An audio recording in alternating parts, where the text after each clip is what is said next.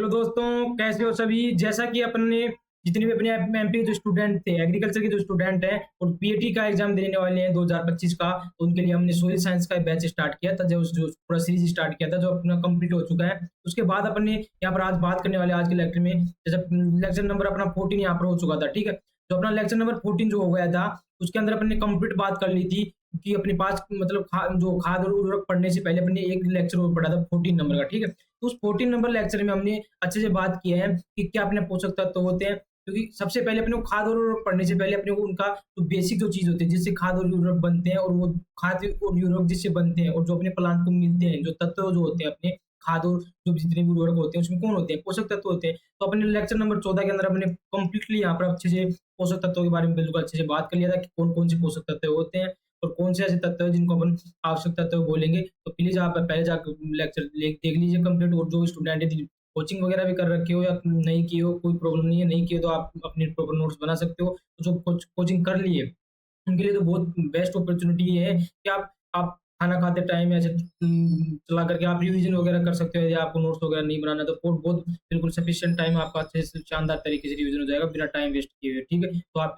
Play list भी मैंने बना के रख दिया है आपको, एमपीपीएटी ऑनलाइन क्लासेस के नाम से ही, और उसके ऊपर प्ले लिस्ट के ऊपर सेव कर लीजिए और अपने दोस्त वगैरह को ज़्यादा से ज़्यादा शेयर कीजिए। तो जैसा आपका प्यार रहेगा वैसा मेरा यहाँ से आपके लिए ज़्यादा से ज़्यादा यहाँ पर आपके लिए मैं कंटेंट लेकर आता रहूँगा, ठीक है। तो आज का लेक्चर में अपन बात करते हैं अपना 15 नंबर का जो लेक्चर होने वाला है अपना, वो है तत्वों के बारे में बताएंगे। नेक्स्ट अपन और इसके बारे में बात करेंगे, तत्वों के बारे में लास्ट लेक्चर अपन ने यहाँ पर बात कर ली थी, ठीक है। तो चलते अपने टॉपिक के ऊपर कि अपना टॉपिक रहने वाला क्या है, ठीक है। तो इसके अंदर आज के जो अपन लेक्चर के अंदर बात करेंगे दोस्तों, इस लेक्चर के अंदर आज अपन बात करने वाले हैं। सबसे पहले आपको एक बेसिक महत्वपूर्ण अपन बिंदु की बात कर लेते हैं यहाँ पर, क्योंकि मैं आपको सेकंड टाइप लास्ट टाइम मैंने आपको क्लासिफिकेशन के अंदर बता दिया था अपने जो पोषक तत्व थे, आप आवश्यकता के आधार पर मैंने अलग अलग आपको तत्व बताए थे वहां पर, ठीक है, कि कौन से संरचनात्मक तत्व होते हैं, कौन से सूक्ष्म तत्व होते हैं, कौन से वृहत तत्व होते हैं, और कौन से तत्व होते हैं ओनली मतलब बेनिफिशियरी है, मतलब वो आवश्यक नहीं है लेकिन लाभदायक तत्व होते हैं, उनकी भी अपन ने बात कर ली थी। वो किसके आधार पर बात करी थी कि अपने पौधे को आवश्यकता के आधार पर, ठीक है। तो आज के अपन लेक्चर में बात करेंगे ना, तो आज के अपन सेकंड जो इसका बेसिक होगा, जो क्लासिफिकेशन का आधार होगा, वो जो क्लासिफिकेशन का आज का आधार हो यहाँ पर होने वाला है दोस्तों, वो आने वाला है कि अपने जो विभिन्न भाग जो होते हैं प्लांट के, क्योंकि पुराने भाग भी होते हैं, नए और पुराने दोनों मिक्स भी वाले अपने को भाग देखने को मिलते हैं, नई पत्तियां जो देखनी पड़ती है उसके साथ में कलिकाएं अपने को देखने मिलती है। तो अलग अलग अपने को भाग देखने को मिलते हैं इसके अंदर, पौधे के अंदर। तो इसके अंदर जो लक्षण प्रकट होते हैं, तो लक्षणों के प्रकट होने के आधार पर अपने को मैं यहाँ पर आपको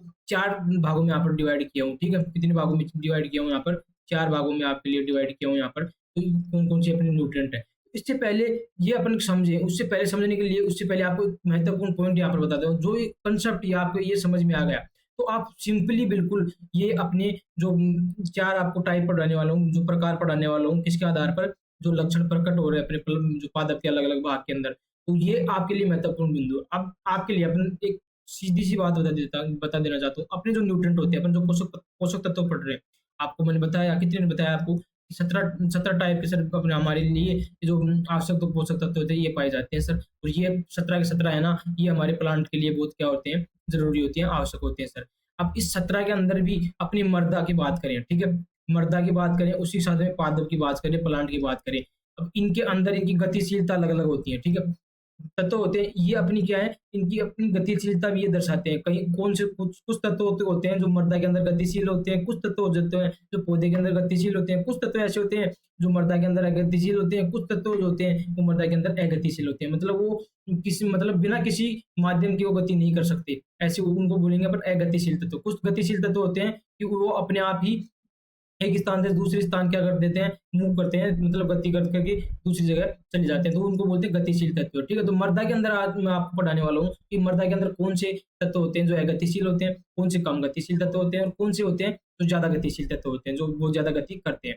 तो सबसे पहले अपन बात कर लेते हैं यहाँ पर दोस्तों। तो सबसे पहले यहाँ पर बात बताऊं आपको, तो सबसे पहले इसके अंदर बात करते हैं अगतिशील तत्व। तो 2 तत्व होते हैं, एक होता है फॉस्फोरस और एक होता है जिंक, ठीक है। फॉस्फोरस एंड जिंक की यदि यहाँ पर बात कर ले अपन, तो फास्फोरस की बात करें, उसी के साथ में जिंक की बात करें, तो फास्फोरस एंड जिंक जो होते हैं ये अपनी मृदा के अंदर क्या होते हैं, अगतिशील होते हैं। मतलब ये बिना किसी माध्यम के ये गति नहीं करते दोस्तों, इनको गति करने के लिए कोई माध्यम चाहिए, और माध्यम जैसे इनको क्या जल वगैरह मिल जाता है, जल वगैरह मिल करके सॉल्यूशन के रूप में क्या होते हैं प्लांट के अंदर मूव करते हैं। कुछ होते हैं कम गतिशील, मतलब थोड़ा बहुत गति दर्शाते हैं, उसमें आता है अपने पास यहाँ पर पोटेशियम आता है, कैल्शियम आता है, उसी साथ में मैग्नीशियम आता है, कॉपर और NH4 जो अपना अमोनियम आयन होता है। तो ये किस में आता है, कम गतिशील के अंदर। कौन कौन सा बताया आपको, पोटेशियम, कैल्शियम, मैग्नीशियम और कॉपर एंड NH4 मतलब अमोनियम। यहाँ पर अमोनियम जो आयंस होता है वो यहाँ पर देखने को मिलते हैं। और गतिशील तत्व जो मतलब अपने आप में गति दर्शाते हैं, तो गतिशील तत्व में आता है यहाँ पर नाइट्रोजन आता है, सल्फर आता है, बोरोन आता है, मैग्नीज आता है और क्लोरीन होता है। तो 5 तत्व ये आ गए इसके अंदर गतिशील के अंदर। ठीक है, तो हमने किसके अंदर पढ़ा सर, मृदा के अंदर पढ़ा। मृदा के अंदर अगतिशील आपने 2 बताया, फास्फोरस और जिंक अगतिशील होते हैं। कम गतिशील के अंदर आपने बताया सर पोटेशियम बताया आपने, कैल्शियम बताया, मैग्नीशियम, पोटेशियम बताया, कैल्शियम बताया, मैग्नीशियम और क्या बताया आपको, कॉपर एंड अमोनियम।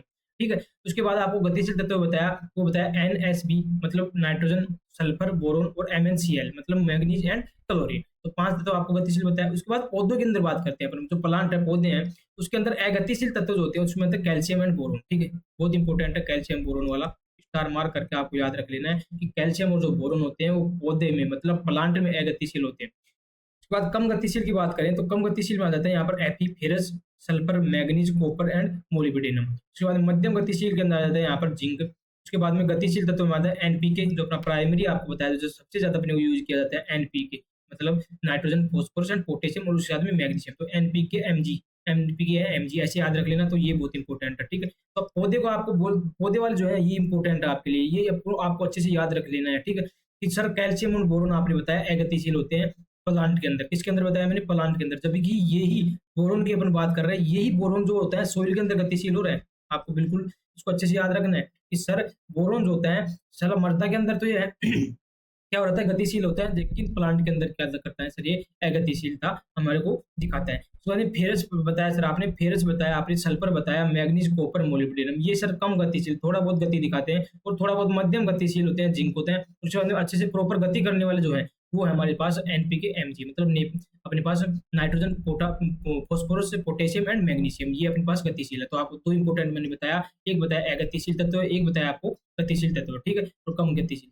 अब दूसरा कंसेप्ट आपके लिए बहुत इंपॉर्टेंट ये आता है, सीधी सी बात है, अपने मैं गति कर सकता हूँ, तो गति कर सकता हूँ तो मैं एक स्थान से दूसरे स्थान जा सकता हूँ ना। जैसे मैं यहाँ पर बैठा हूँ और यहाँ पर किसी ने आग लगा दिया, आग लगा दिया मतलब कोई प्रॉब्लम क्रिएट हो गई सर, प्रॉब्लम क्रिएट हो गई तो मैं भाग सकता हूँ, मेरे पास गतिशीलता है तो मैं क्या कर सकता हूँ, मूव कर सकता हूँ। तो ऐसे आग लगना, तो प्लांट में प्रॉब्लम क्या होती है, पत्तियों का क्या होना, बूढ़ा मतलब उनका उनके अंदर वर्ध होना, मतलब उनके अंदर क्या होता है, एज बढ़ जाना। एज बढ़ने से जो अपनी प्लांट की जो लीफ वगैरह होती है ये क्या होती है, गिरती है।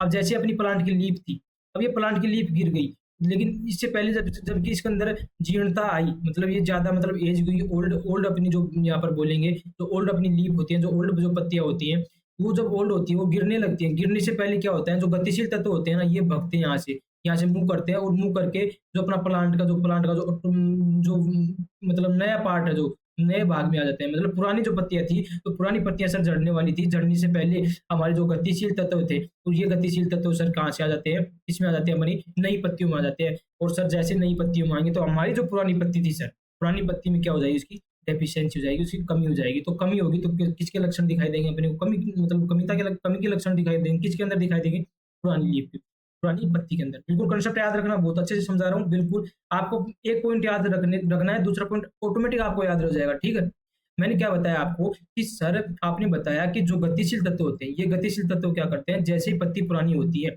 तो वहां से निकल करके ये क्या होते हैं, नए भाग में आ जाते हैं। और जैसे नए भाग में आएंगे तो सर जो गतिशील तत्व होते हैं उनका हमें इफेक्ट किसके अंदर देखने को मिलेगा, पुरानी पत्ती के अंदर देखने को मिलेगा। ऐसे ही अब अगतिशील तत्व की बात करते हैं।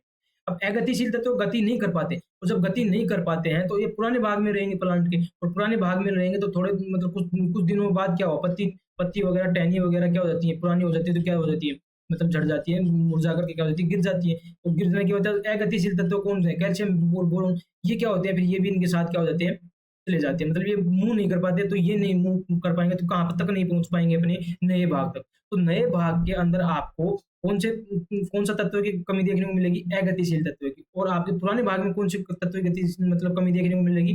गतिशील तत्व की। क्यों देखने को मिलेगी? आपको बता दिया कि सर वो गतिशील तत्व होते हैं, वो गति मतलब मूव करके क्या हो जाते हैं, नए भाग में चले जाते हैं, और जो अगतिशील होते हैं वो पुराने भाग से नए भाग में नहीं जाते पाते, इसलिए हमें नए भाग में कमी देखने को मिलती है अगतिशील तत्व की, और गतिशील तत्वों की कमी देखने को मिलती है सर हमारे को पुराने भाग के अंदर। ठीक है, इतना क्लियर हुआ? ये कंसेप्ट क्लियर हो गया तो इससे अपन डायरेक्ट अपन बात कर लेंगे, जो अपने क्लासिफिकेशन पढ़ेंगे, वर्गीकरण पढ़ेंगे 4 टाइप का।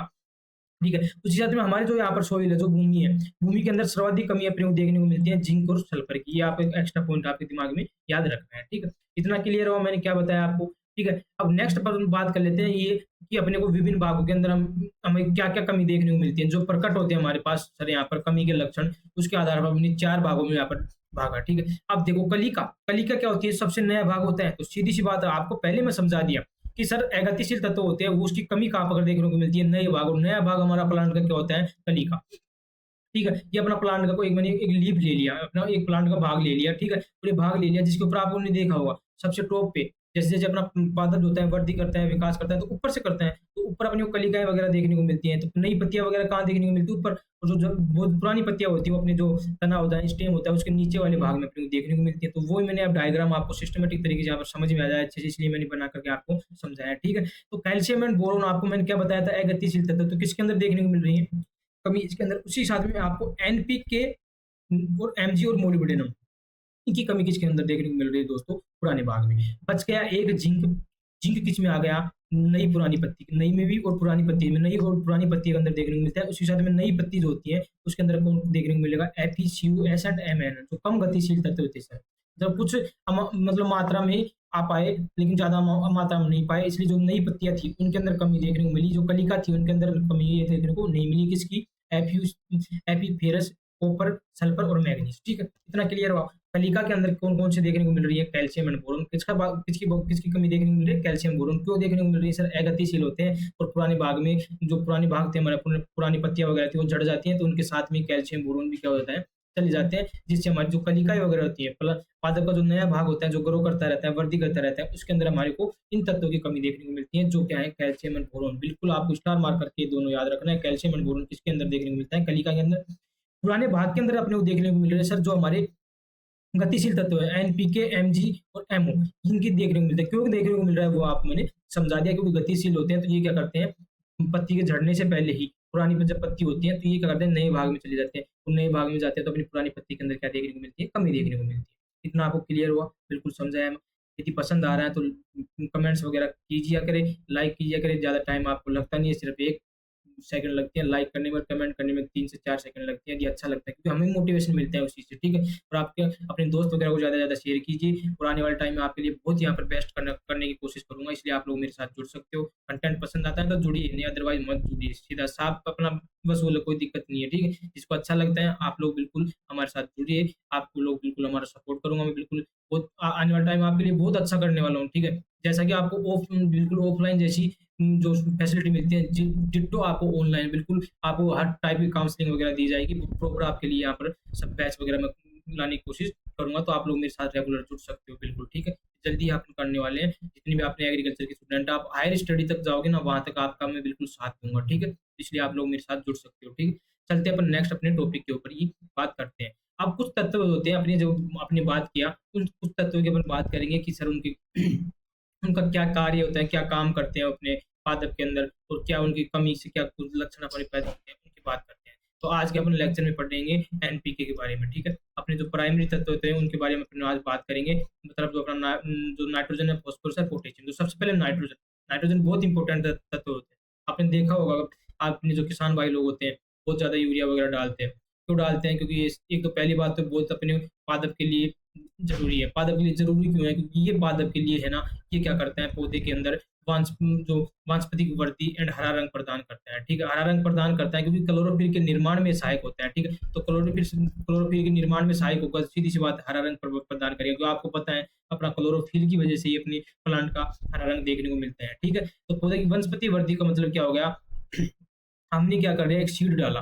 ठीक है, ये हमने सीड डाला, और सीड से आपने देखा होगा एक बड़ा बड़ा आपको प्लांट देखने को मिलता है। और ये बड़ा प्लांट जो देखने को मिला मिला आपको, और इसने अपनी जो जितनी भी पत्तियां वगैरह, टहनियां वगैरह बनाया, ठीक है? तो ये सब टहनियाँ वगैरह, पत्तियाँ वगैरह जो इन्होंने बनाया, तो ये क्या होगी, इनकी वृद्धि होगी, उसको बोलते हैं अपन वानस्पतिक वृद्धि जो, ठीक है? तो वानस्पतिक वृद्धि वेजिटेटिव जो वृद्धि होती है, वेजिटेटिव जो ग्रोथ होती है अपनी प्लांट की, उसके लिए हेल्पफुल होता है नाइट्रोजन। जब सर हम पैदा हुए हैं और हमारी यदि वृद्धि नहीं होगी, तो वृद्धि नहीं होगी तो हम क्या कर पाएँगे? कुछ नहीं कर पाएँगे। तो वैसे ही अपनी प्लांट के लिए सबसे इम्पोर्टेंट तत्व इसलिए माना जाता है अपना नाइट्रोजन। पौधे में उसी साथ में एक कार्बोहाइड्रेट का एक उपयोग में भी वृद्धि अपने को करता है। सीधी सी बात है, जब क्लोरोफिल के निर्माण में भाग ले रहा है, तो सीधी सी बात है, क्लोरोफिल अपना क्या करता है? फोटोसिंथेसिस करता है, और फोटोसिंथेसिस करेगा तो अपने को क्या बनाएगा? ग्लूकोज वगैरह कार्बोहाइड्रेट बनाएगा। तो कार्बोहाइड्रेट के उपयोग में वृद्धि भी कौन करने का काम करता है? अपना नाइट्रोजन। उसी साथ में कोशिका भित्ति के निर्माण में भी सहायक होता है। जो अपनी सेल वॉल होती है, कोशिका भित्ति होती है, उसके अंदर अपने को मिला होता है, ये 5% पार्टिसिपेट करता है नाइट्रोजन अपनी कोशिका का भित्ति के अंदर, ठीक है? नाइट्रोजन कितना कितना भाग बनाता है कोशिका भित्ति का? 5% यहाँ पर बनाता है। अब सीधी-सी बात, अब कमी के लक्षण आपको क्या देखने दिए? आपको फंक्शन याद है, कार्य यदि याद है, तो आप कमी भी से उसे पता चला सकते हो, ठीक है? तो कमी के लक्षण जैसे आपको बताता हूँ, पौधे की निचली पत्तियों का पीलापन पड़ना। सीधी-सी बात है, जब सर क्लोरोफिल हमारा क्लोरोफिल निर्माण में सहायक हो रहा है, जब ये इसकी कमी होगी, तो क्लोरोफिल निर्माण प्रॉपर नहीं हो पाएगा, अच्छे से नहीं हो पाएगा, तो हमारा जो रंग, हरा रंग किसकी वजह से मिल रहा था? क्लोरोफिल की वजह से। तो सीधी-सी बात है सर, हमारे पौधे की जो निचली पत्तियाँ थी, उनका क्या हो जाएगा? पीलापन। बिल्कुल आपको यही लेक्चर के अंदर याद करवाऊँगा, आपको बिल्कुल सिस्टमैटिक तरीके से सुनना है, स्किप नहीं करना है वीडियो को, ठीक है? अच्छे से प्रॉपर देखना है, 2-3 वीडियो देखना है, उसके बाद आपको डिसाइड करना है कि सर अच्छा पढ़ा रहे हैं, नहीं पढ़ा रहे हैं, ठीक है? उसके बाद आपको जो भी आपको अच्छा लगे, वही कमेंट्स आपको आपको डाल देना है। उसके बाद धान्य फसलें जो अपनी धान्य जितने फसल होते हैं, उसमें कलम जो होते हैं, कलम का कम फूटना, मतलब जो अपनी साइड की जो कलम वगैरह निकलती है अपनी जो प्लांट की, ये क्या होती है? कम फूटती है। कम फूटेंगी तो ये अपनी क्या होगी? सीधी-सी बात है, जो वृद्धि वगैरह, तो वानस्पतिक जो वृद्धि होती है, वेजिटेटिव जो ग्रोथ होती है, वो ये इन सब की वजह से तो अपने को देखने को मिलती है। उसके साथ में पौधे में प्रोटीन की मात्रा घट जाती है। अब प्रोटीन की मात्रा वाला कंसेप्ट आपको समझा देता हूँ। प्रोटीन की क्यों घटती है? क्योंकि अपना जो नाइट्रोजन होता है, ये क्या करता है? आपने सुना होगा, प्रोटीन जो होता है, प्रोटीन किससे बना होता है? अमीनो एसिड से। ठीक है? अमीनो एसिड से बना होता है, ठीक है? ये यहाँ पर डिनोट कर दिया। अमीनो एसिड बनाता है, और अमीनो एसिड किससे बनाता है? अपना नाइट्रोजन वगैरह से। जो नाइट्रोजन के कंपाउंड जो होते हैं, वो सबसे ज़्यादा मिलाते हैं। सीधी-सी बात है, जब नाइट्रोजन की कमी है, सीधी बात, अमीनो एसिड नहीं बनेगा, अमीनो एसिड नहीं बनेगा, तो क्या हो जाएगा? प्रोटीन की मात्रा भी क्या हो जाएगी? हमारे प्लांट के अंदर घट जाएगी। इतना अपने को देखने को मिला। तीसरा आपने बताया कि सब इम्पोर्टेंट हमारा तत्व होता है नाइट्रोजन, और हमारे जो यूरिया वगैरह बहुत ज़्यादा डाल रहे हैं आजकल, क्यों डाल रहे हैं? क्योंकि हमारा जो फसल है वो अच्छी ग्रोथ करे। अच्छी ग्रोथ का मतलब वानस्पतिक ग्रोथ, वेजिटेटिव ग्रोथ, तो साथ में हरा रंग अपने को प्रोवाइड यहाँ पर होता है। इसी साथ में जब हरा रंग दे रहा है, तो सर क्या करता है? क्लोरोफिल के निर्माण में सहायक होता है। उसी साथ में पौधे में कार्बोहाइड्रेट के उपयोग में भी वृद्धि करता है। उसके साथ में सर कोशिका भित्ति के निर्माण में भी सहायक होता है, ठीक है? अब कमी के लक्षण सारा आपने बताया, जब नाइट्रोजन नहीं होगा, तो नाइट्रोजन नहीं होगा, तो सीधी सी बात है, वनस्पतिक वृद्धि अपनी किसकी वजह से? नाइट्रोजन, तो ग्रोथ नहीं होगी, अपने प्लांट की अच्छी सी ग्रोथ नहीं देखने को मिलेगी। जब ग्रोथ नहीं देखने को मिलेगी, तो उसी साथ में अपने को क्लोरोफिल का निर्माण में सहायक है, तो क्लोरोफिल का निर्माण भी अच्छे से नहीं होगा सर, तो नहीं होगा, तो सीधी सी बात है, पत्तियों का क्या हो जाएगा सर? पीला पड़ना हो जाएगा। जो निचला भाग होता है पत्तियों का, पीला पड़ने लग जाता है। उसी के साथ में सर ये वेजिटेटिव ग्रोथ, मतलब वानस्पतिक ग्रोथ करता है, इसलिए हमारी जो फसल होती है, उसकी जो कलम वगैरह होती है, वो भी कम फूटने लगती है। इस साथ में पौधों में प्रोटीन की मात्रा भी यहाँ पर क्या हो जाती है? घट जाती है। उसके बाद अधिकता के लक्षण, जब ये ज़्यादा भी हो जाता है, तो जब ज़्यादा हो जाता है, अधिकता की वजह से लोजिंग होता है। बहुत इंपॉर्टेंट टर्म है, याद रखना। लोजिंग क्या होता है? जो अपने प्लांट होते हैं, बहुत ज़्यादा हाइट में ग्रोथ कर लेते हैं, और जब ज़्यादा ग्रोथ कर लेंगे, तो जैसे थोड़ा बहुत हवा, थोड़ी धीरे-धीरे हवा चलेगा, क्लाइमेट चेंज होगा, तो तुरंत अपने प्लांट क्या हो जाते हैं? गिर जाते हैं। तो उसको बोलते हैं अपन लोजिंग। ये अपने शुगर कैन वगैरह में बहुत ज़्यादा देखने को मिलता है। उसके साथ में फसल देर से पकने लगती है। सीधी-सी बात है, देर से पकेगी। जब नाइट्रोजन ज़्यादा मिल रहा है, तो अपना जो पादप है वो अच्छा हरा-भरा रहेगा, अच्छे से पूरी प्रॉपर अपनी जो ग्रोथ, मतलब वृद्धि होगी, वो दिखाएगा, तो टाइम से क्या नहीं होगी, प्लस फसल जो होगी प्रॉपर क्या नहीं होगी? पकेगी नहीं। तो पकने में क्या करता है? देरी करता है, उससे उत्पादन कम करता है और भूसा अधिक करता है। सीधी-सी बात है, तो जैसे आपने नाइट्रोजन डाला, मेरे पास जैसे मैं गेहूँ का फील्ड है, मेरा गेहूँ का खेत है, मैं भर-भर के नाइट्रोजन डाल रहा हूँ, तो सीधी-सी बात है, मेरा गेहूँ अच्छा खासा क्या करेगा?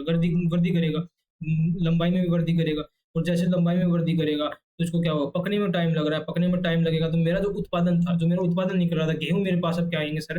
कम आएँगे, लेकिन जो हमारा भूसा निकलेगा गेहूँ से, जो हम चारा जो यूज़ करते हैं, वो क्या होगा? ज़्यादा होगा। क्यों होगा? क्योंकि उसने वृद्धि कर ली प्लांट ने, ठीक है? तो नाइट्रोजन बहुत इंपॉर्टेंट है, आपको याद रखना है। सबसे पहले इसका पहला जो कार्य है, सबसे इम्पोर्टेंट, वो है वानस्पतिक वृद्धि, ठीक है? उसके बाद में इसका कार्य क्लोरोफिल के निर्माण में, उसके साथ कार्बोहाइड्रेट के उपयोग में वृद्धि करता है, कोशिका भित्ति का निर्माण। जैसा सर हमने कार्य पढ़ा, उसके हिसाब से हम कमी के लक्षण भी बता देंगे। सर अधिकता में लक्षण आपने बताया, एक लोजिंग मतलब पादप ज़्यादा ज़्यादा ग्रोथ कर लेता है तो क्या है, थोड़े-से भी हवा चलने से क्या हो जाता है, गिर जाता है। तो गिरना पादप का ज़्यादा वृद्धि करके गिरना, उसको अपन बोलते हैं लोजिंग सर। ज़्यादा फसल का देरी से पकना, उसके साथ में उत्पादन कम और भूसा हमें क्या मिलता है सर, ज़्यादा देखने को मिलता है, ठीक है? इसी कारण इसको यहाँ पर इसको बोलते हैं हार्वेस्टिंग इंडेक्स। ये हार्वेस्टिंग इंडेक्स भी यहाँ पर अपने को क्या होती है, कम देखने को मिलती है, ठीक है? ये एक्स्ट्रा पॉइंट आपको याद नहीं रखना, ठीक है? नेक्स्ट बात करते हैं अपन फास्फोरस की। तो फास्फोरस की बात करते हैं, तो जैसा उस वानस्पतिक गर्त के लिए था, फास्फोरस अपनी जड़ों के लिए और जो तना था अपना, जड़ों के और तना के विकास के लिए और मजबूती के लिए सबसे जो इम्पोर्टेंट अपना जो तत्व माना जाता है दोस्तों, वो क्या है, फास्फोरस। उसी साथ में आप इसको अपन ऊर्जा मुद्रा के रूप में भी जानते हैं, ठीक है? मतलब इसको अपन फास्फोरस को अपन ऊर्जा का मुद्रा जो होता है, ऊर्जा जो फास्फोरस जो होता है ना, अपना एटीपी के निर्माण में सहायक होता है। तो एटीपी अपनी क्या है, आपको सभी को पता है कि अपनी एनर्जी की करेंसी है, अपनी क्या है, ऊर्जा की मुद्रा है। तो और ऊर्जा की मुद्रा के रूप में काम कौन आता है, फॉस्फोरस आता है। उसी साथ में दलहनी जो फसलें होती हैं, दाल वाली जो फसलें हैं, उसके अंदर नाइट्रोजनीकरण में वृद्धि करता है ये, ठीक है? क्योंकि जो ग्रोथ होती है, अपनी जो फसलें होती है, उनके अंदर क्या होता है, नोड्यूल बनाती है, जो अपनी जो रूट होती है, उस रूट के अंदर क्या करते हैं, ये अपनी दलहनी फसलें होती हैं, तो उनको क्या करते हैं, प्रॉपर क्या करती है, गांठ बनाती है, छोटी-छोटी गांठें बनाती है, नोड्यूल फॉर्मेशन करती है, और ये नोड्यूल होते हैं, इसके अंदर बैक्टीरिया वगैरह होते हैं। ये बैक्टीरिया क्या करते हैं, नाइट्रोजन का क्या करते हैं, जो अपनी नाइट्रोजन होती है एटमॉस्फेयर पे, इस नाइट्रोजन को क्या करते हैं, प्लांट को प्रोवाइड करवाते हैं। सीधी-सी बात है, जब सर आपने बताया कि फास्फोरस जो है, ये जड़ों की और तनों की अच्छी खासी जब वृद्धि करेगा, तो जड़ वगैरह अपनी क्या होंगी, अच्छे से डीप जाएँगी, सीधी-सी बात है, जितनी ज़्यादा जड़ें वगैरह होंगी, तो उतना ज़्यादा क्या होगा, नोड्यूल का फॉर्मेशन होगा। जो नोड्यूल का फॉर्मेशन होगा, तो सीधी-सी बात है, नाइट्रोजनीकरण में क्या हो जाएगी, वृद्धि हो जाएगी, ठीक है? सीधा-सा कमी क्या हो जाएगी कि सर जड़ों का विकास रुक जाएगा। उसके साथ में पत्ती का अधिक हरा होना, ज़्यादा पत्ती हरी होती है, उस में जो शिराएँ होती हैं पत्ती की, आपने देखा होगा कि अपनी लीफ है, ठीक है? तो ये जो अपनी लीफ है, इस लीफ के अंदर आपको ये लेयर दिखाई दे होगी। देखिए ये छोटी-छोटी लेयर दिखाई देती है आपको, ठीक है? तो ये छोटी-छोटी लेयर होती है, इनको बोलते हैं शिराएँ। तो ये क्या होता है, जब इसकी कमी होती है, तो कमी होने से क्या होती है, ये भाग होता है, ये भाग तो हमारा ज़्यादा ज़्यादा अपने को क्या देखने को मिलता है, हरा देखने को मिलता है, जबकि ये जो भाग होता है, ये भाग थोड़ा बैंगनी हो जाता है। इसलिए अपने को थोड़ी बैंगनी, हरी कलर की अपने को जो पत्तियाँ दिखती हैं, आपको पता चल जाता है कि हमारा किसकी वज़ह से हो रहा है, फास्फोरस की वज़ह से यहाँ पर देखने को मिल रहा है। उसके बाद करते हैं पोटेशियम। इसका इम्पोर्टेंट आपको क्या बताया मैंने, तना एंड जड़ों की वृद्धि। और तना या जड़ों की वृद्धि से आपको किसके साथ जोड़ देना है दोस्तों, दलहनी फसलों के अंदर नाइट्रोजनीकरण के लिए, ठीक है? उसके साथ में ऊर्जा की मुद्रा के रूप में भी इसको यूज़ करते हैं। उसके बाद में मतलब काम आता है। उसके बाद बात करते हैं पोटेशियम। पोटेशियम भी का इम्पोर्टेंट जो है, जो स्टार लगा रहा हूँ आपको, ये बिल्कुल आपको याद रखना ही रखना है, ठीक है? बाकी आप लोग याद रखो मत रखो, ये तो आपको इम्पोर्टेंट याद रखना है। तो फसलों की कीट एवं बीमारी के लिए प्रतिरोधकता क्षमता, मतलब इनको अंदर कीट वगैरह जो है, कोई बीमारी वगैरह हो रही है, उनसे बचाव करने की जो क्षमता होती है अपनी, जो प्लांट के अंदर, फसल के अंदर, उसको बढ़ाने का काम जो करता है अपना, पोटेशियम करता है। उसी साथ में फसलों की गुणवत्ता को सुधारता है, मतलब जो अपने पादप है, आप गन्ना वगैरह देखोगे या अपनी जो गेहूँ वगैरह की फसल जो होती है, ठीक है, जितना अपन सब्जी वगैरह करते हैं, उनकी जो चमक वगैरह देखने को मिलती है प्रॉपर, एक पूरा एक शाइनी टाइप का, एक मतलब पूरा ग्लोनेस देखने को मिलता है अपनी फसल के अंदर, जो वो किसकी वजह से होता है, पोटेशियम की वजह से। इसलिए फसलों की गुणवत्ता किस पे डिपेंड करेगी अपनी, तो फसल कितनी अच्छी अपने को दिख रही है, कितनी अच्छी अपनी पैदावार हो रही है, तो अच्छी पैदावार के लिए, गुणवत्ता के लिए पोटेशियम यहाँ पर अपने को काम आता है। जिस आदमी क्लोरोफिल के निर्माण में ये भी सहायक होता है। जैसे पर्णरंध्र, ये भी इसका इंपॉर्टेंट कार्य है। पर्णरंध्र मतलब जो स्टोमेटा होते हैं, ठीक है? आपको सभी को पता है, छोटे-छोटे जो रंध्र पाए जाते हैं अपनी, जो पत्ती होती है, लीफ होती है, उसमें छोटे-छोटे रंध्र पाए जाते हैं, जिनको बोलते हैं पर्णरंध्र या स्टोमेटा। उसके नियमन का कार्य करता है, ठीक है? पोटेशियम आगे आने वाले टाइम आपको, आपने बायोलॉजी के अंदर पढ़ा होगा, ठीक है? पोटेशियम क्या काम करता है, ये नियमन कहाँ काम करता है, पर्णरंध्र के अंदर। तो प्रण होते हैं, उनको खुलना बंद होना, ये जो काम चल रहा है, किसकी वजह से होता है, पोटेशियम का जो ये खुलना बंद होना, इसको बोलते हैं अपन को, पर्णों का क्या होना, नियमन करना, रेगुलेशन करना। तो वो काम कौन करता है यहाँ पर, पोटेशियम यहाँ पर करता है। आपने बायोलॉजी में ये चैप्टर आपने पढ़ा भी होगा, जब आपने जो अपनी पादप का जो फोटोसिंथेसिस वाला चैप्टर आपने पढ़ा होगा, उसके अंदर या हार्मोन वाले चैप्टर के अंदर आपने ये देखा होगा, ठीक है? तो ये आपने पोटेशियम की बात कर लिया, ठीक है? पोटेशियम के बाद अपन बात करते हैं यहाँ पर अपना इसकी कमी के लक्षण पोटेशियम के। तो पौधे की जो पत्तियाँ होती हैं, वो किनारे क्या होते हैं, झुलस जाते हैं, इसमें किनारे झुलसे हुए दिखते हैं। उसी साथ में हरीमीनता, मतलब क्लोरोसिस उत्पन्न हो जाता है इसके अंदर। जैसे मक्का के जो भुट्टे होते हैं, भुट्टे छोटे हैं उनके लिए, ज़्यादा उसी साथ में आलू के जो कंद होते हैं, आलू के कंद क्या होते हैं, छोटे हो जाते हैं, ठीक है? उसी साथ में पौधे में जल की जो पौधा जो होता है, पौधे के अंदर जल का क्या करते हैं, असंतुलन पैदा करते हैं। सीधी सी बात है, असंतुलन पैदा कर रहा है, क्योंकि अपना जल जो होता है, जल का पादप के द्वारा अवशोषण वगैरह किस पे डिपेंड करता है सारा, आपको पता होगा। तो जो अपना वाष्पोत्सर्जन होता है, और वाष्पोत्सर्जन किससे होता है, अपने को जो पर्णरंध्र आपको बताया था, तो स्टोमेटा आपको मैंने बताया था। स्टोमेटा, जब स्टोमेटा का संतुलन अच्छे से नहीं करेगा, क्योंकि अपने पास पोटेशियम कम होगा, तो पोटेशियम कम हुआ है, तो स्टोमेटा का जो संतुलन था, जो नियमन था, अपना रेगुलेशन था, नियमन नहीं होगा प्रॉपर। जब प्रॉपर नियमन नहीं होगा तो क्या होगा, अपना जो जल संतुलन है वो भी क्या हो गया, जल का असंतुलन पैदा होगा, किसके अंदर, अपने को पादप के अंदर। ठीक है, तो आपको कार्य याद है ना, तो आप उसे कमी के लक्षण ज्यादातर आप रिलेट यहाँ पर कर सकते हो। तो आपको रिलेट करना आपने, मैंने बता भी दिया कैसे रिलेट करना है। ठीक है, तो आज के जो लेक्चर में आपको मैंने पढ़ाया एनपीके। ये एनपीके में सबसे पहले नाइट्रोजन को पढ़ाया आपको, जो अपनी वेजिटेटिव ग्रोथ है, वानस्पतिक ग्रोथ है, वो सर ये करता है। उसके बाद फॉस्फोरस का जो इंपॉर्टेंट आपको बताया, फॉस्फोरस का मैंने आपको इंपॉर्टेंट बताया कि ये सर क्या करता है, जड़ वगैरह में अच्छा विकास करता है। उसके साथ में मुद्रा मुद्रा का ये क्या है, अपना ऊर्जा, जो ऊर्जा की मुद्रा है उसके रूप में भी यहाँ पर काम आता है। उसके साथ में पोटेशियम का क्या बताया आपको, ये प्रतिरोधकता क्षमता दिखाता है सर हमारे जितने। उसके साथ में गुणवत्ता के लिए भी ये काम हमारे आता है। तो जो आपको तीनों ही बताया, तीनों में 4-5 आपको कार्य बताए, ये तो बिल्कुल आपको रट्टा लगा लेना है। आपको समझा के पढ़ा दिया मैंने, समझा में आ तो वेल एंड गुड, नहीं तो वैसे समझ में आ रहा है तो वैसे भी आप उसको याद कर लीजिए। ठीक है, अब ये अपने 3 अपने अपने पढ़ लिया, उसके बाद उसके साथ में 6 to 7 ऊपर अपने इसके जो इम्पोर्टेंट इम्पोर्टेंट तत्व है, वो अपनी लेक्चर नंबर जो 16 होगा उसके अंदर अपन बातें यहाँ पर करेंगे। ठीक है, और अपनी यदि वीडियो पसंद आया तो लाइक कीजिए, अपने दोस्त वगैरह को ज़्यादा से ज़्यादा शेयर कीजिए। ठीक है, तो अपने जो दोस्त वगैरह है उनको भी पता चले कि हाँ, आप हमारे लिए सर ने इतनी जो मेहनत कर रहे हैं, आपने प्रोवाइड कर रहे हैं। और आप एक बार अपना जो